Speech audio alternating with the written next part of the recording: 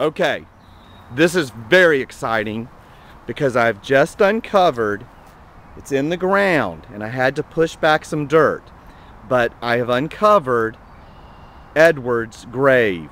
What appears to have happened is that it was knocked over and it's been partially covered. However, I've cleared enough to make out the exact date, July 2nd, 1852, when Edward died. And the age that's indicated at age 6 years and 1 month is accurate. I've also cleared away a little bit up at the top and have made out some of the letters related to Edward. So this is definitely Edward's grave.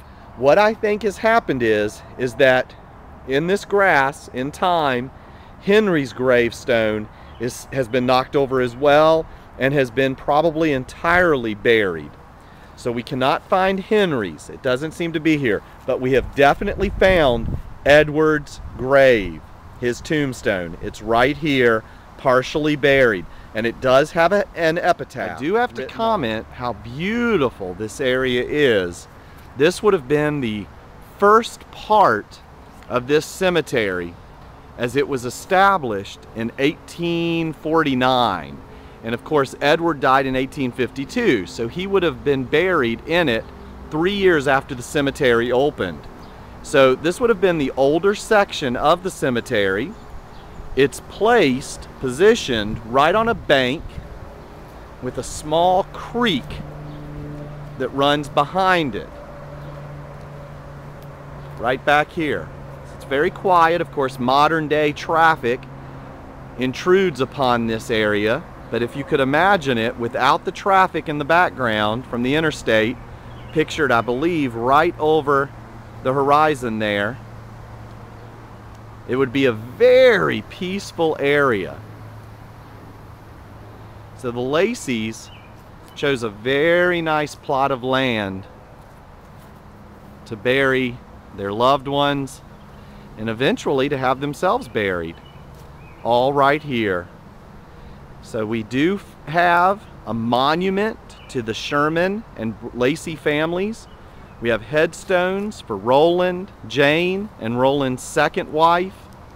We have Isaac and his wife's headstones.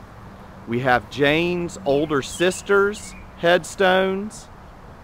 And what's, again, most exciting is that we've actually been able to find Edward's tombstone right here. Okay.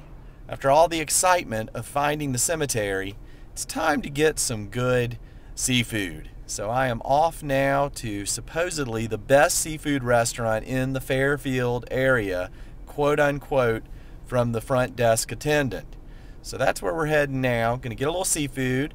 I have my computer in the seat next to me, so it will be a working dinner. Have to upload some video, get some movies made, and really need to work on a podcast as well. So I've got some stuff to do, so hopefully that can be done over a really good seafood dinner. All right. Okay, this is it, the Black Rock Oyster Bar and Grill. This is supposedly the best seafood restaurant in the Fairfield area. Let's see if that's we're back in the car. Really good seafood dinner. Had a blackened catfish and mashed potatoes. Really good food. So, you know, I think that was fairly accurate. That might have been the best seafood in this area, but really enjoyed it. Got a lot of work done as well. So I think all in all, the first day in Connecticut, trying to hunt down Jane Eleanor Sherman Lacey and her family has been fairly successful. We'll continue tomorrow and figure out how we're going to crack into those vital records, whether or not they'll eventually let me in or not. So we'll have to follow along and see how successful we are. Have a good night.